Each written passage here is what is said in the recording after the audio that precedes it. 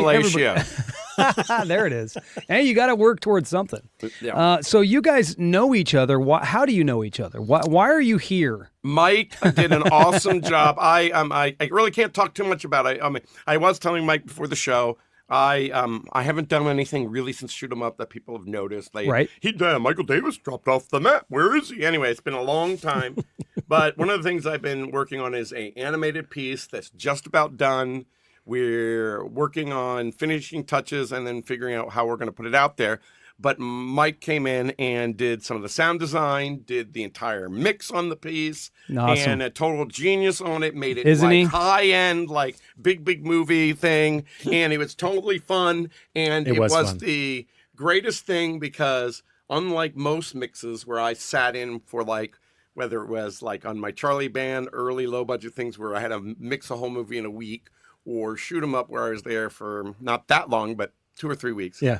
The director's just sitting there eating M&Ms, getting fatter because it's bored. And you don't know when to say, can you fix that? Because they might be fixing something else. Yeah, right. Yeah. And so we did this thing where basically I'm not showing up.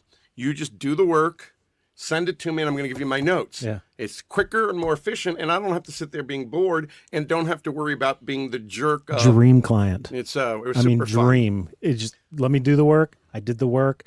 And how I'll many- put a video, sent it to him, Dropbox link, he download, watch it, give me notes and detailed notes. Oh, that's great. Not like generalized items. It would be at this time code, fix this sound.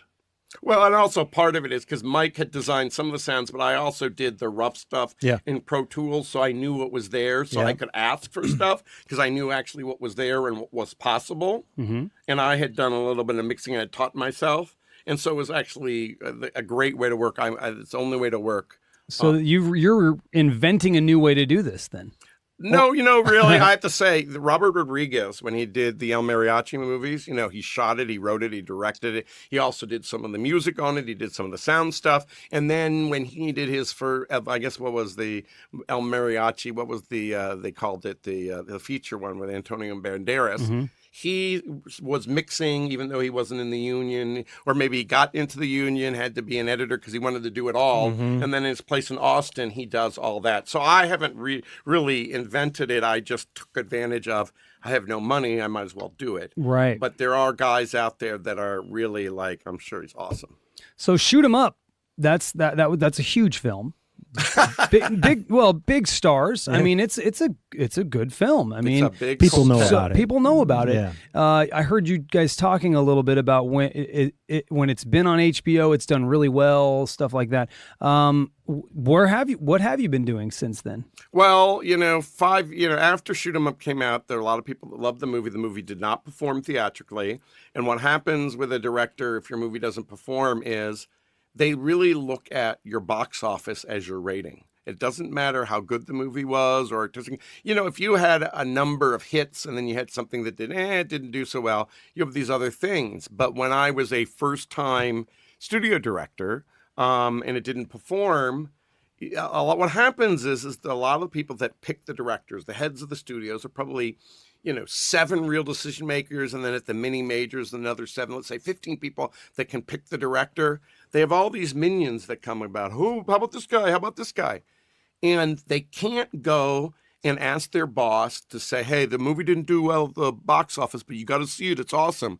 The boss won't take 90 minutes to watch somebody's movie to hire. They'd rather go, oh, I know that guy. I saw that. Or I know that the movie did well enough. Yeah, I think go with him. And so because it didn't perform, right, I was in a position where I could get meetings. People were interested in meeting me, but I would never. And also I have to say I'm super picky. I've written and directed all my movies. Mm-hmm. I kept thinking, well, if the right script came along, I would direct it. But I have to tell you, in many ways, I really don't like directing, but I like directing my own stuff because it's the only way I'm going to get to see it come to fruition. Sure. But the actual job of directing is you're really creative like 5% of the time, because most of the time you're sort of the concierge of the movie. And you're most creative when you're visualizing.